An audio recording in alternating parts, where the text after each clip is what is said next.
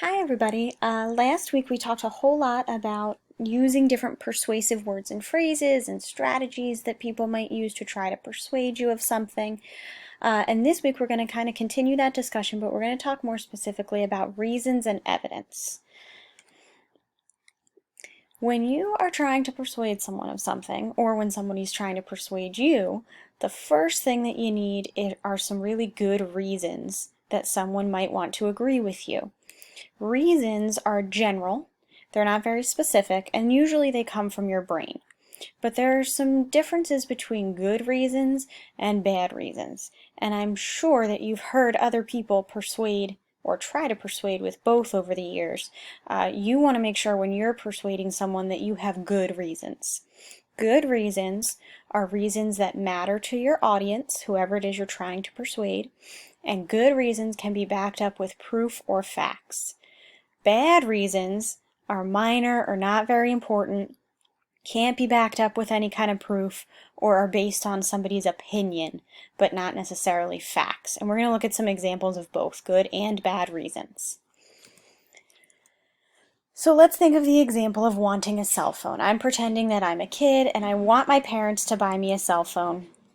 What might I say to convince my parents to get me a cell phone? Here are some good reasons.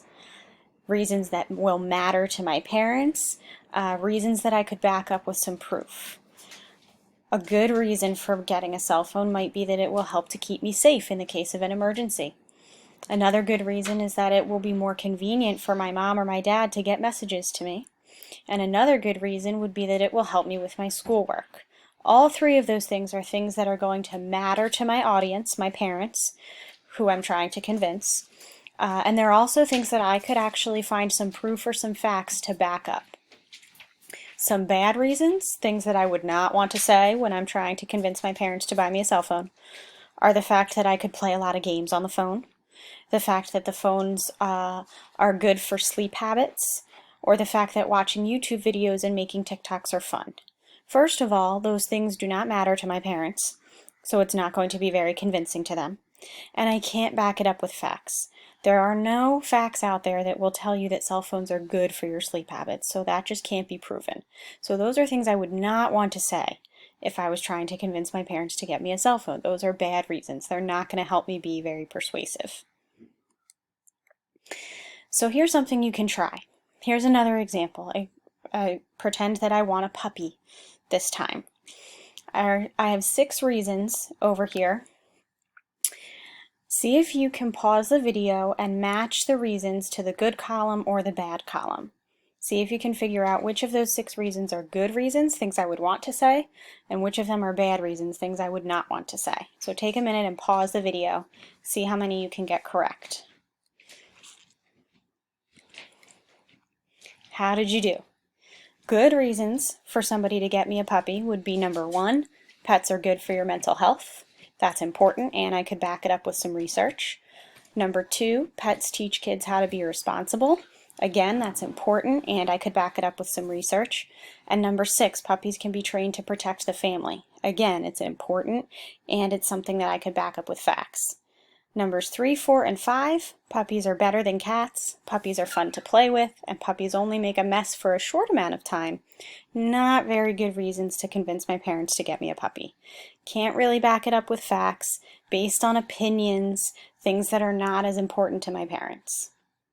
So hopefully you get the idea between good reasons and bad reasons, and you'll be able to think of good reasons when you're trying to be persuasive, but also when you're looking at someone trying to convince you, you want to be able to say, well, are they giving me good reasons here, or are these not very good reasons and I should not agree with this person?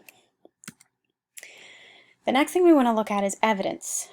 Just giving reasons isn't usually enough to convince someone to agree with you. Reasons are general, they're not very specific, and they come from your brain. So you have to follow the reasons and explain your reasons using the evidence, proof, facts, and numbers. Evidence is specific, and it's not based on your opinion, and it usually involves some numbers and some expert opinions. Be careful when you are being persuaded. You're watching a commercial, looking at ads, somebody is trying to convince you.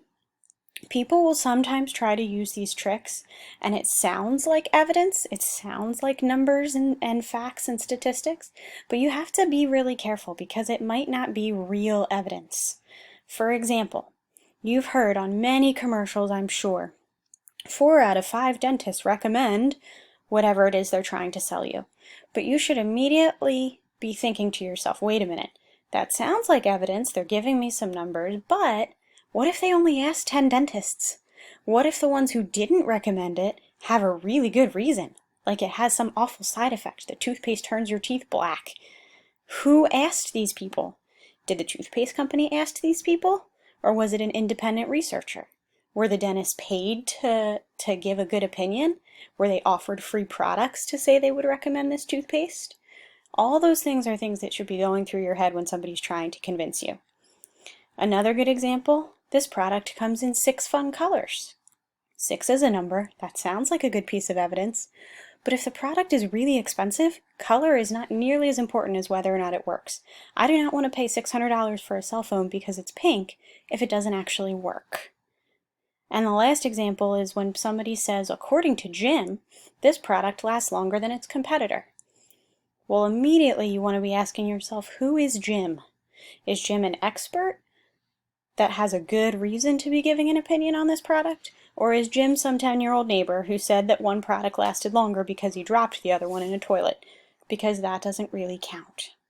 So you want to always be careful when you are being convinced and really think through if somebody is giving you good evidence.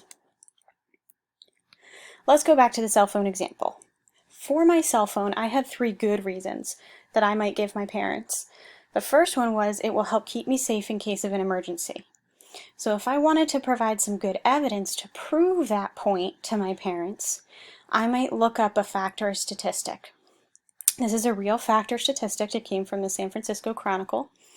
80% of 911 calls are made from cell phones. That would be a good piece of evidence to support the fact that a cell phone would be helpful in case of an emergency. That's going to really be convincing to my parents. The second good reason I gave was that it will be more convenient for my mom or my dad to get messages to me. Here's a fact or statistic that I might be able to do my own personal research on if I was in the case of trying to convince my parents to get me something. Mom has had to call the school or a friend's parent 13 times in the past month to get me a message. 3 of those messages didn't even get to me in time. That would be a way to do some personal research and include some numbers. It doesn't have to be something you Google. It can also come from your own personal experiences as well. But that's something that's going to be convincing. The final good reason was that it will help me with my schoolwork. 13 out of the 15 PSD Key apps are available for my phone, so I would be able to use them on the bus during ski club to get my homework done. Here's another good piece of evidence that would prove to my parents that, hey, I've done my research and I'm not just making this stuff up.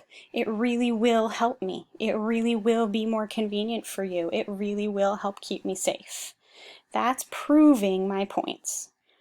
You want to make sure that when you're giving reasons and evidence, your reasons and evidence also go together. Something else to keep in mind. So here are some tips.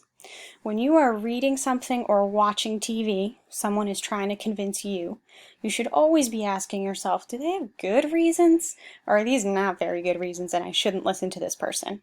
And do they have good evidence? Or is it shaky evidence that I would need to do more research on before believing them? When you are writing persuasively, when you're trying to convince someone else to do something for you, you want to make sure your reasons are good. Make sure they matter to the person who's listening, and make sure that they have evidence. Do you have good evidence? Are there numbers, quotes from experts, real-life experiences? Make sure your evidence is good. And then finally, make sure your reasons and evidence go together. So those are things you want to make sure you keep in mind. So your task for today is simply to click the link and take the Canvas quiz. You may keep this slideshow open in another tab and look back at it as you're taking the quiz. You can take the quiz multiple times and it keeps your highest score. And there is no time limit, so you can really take your time. Good luck!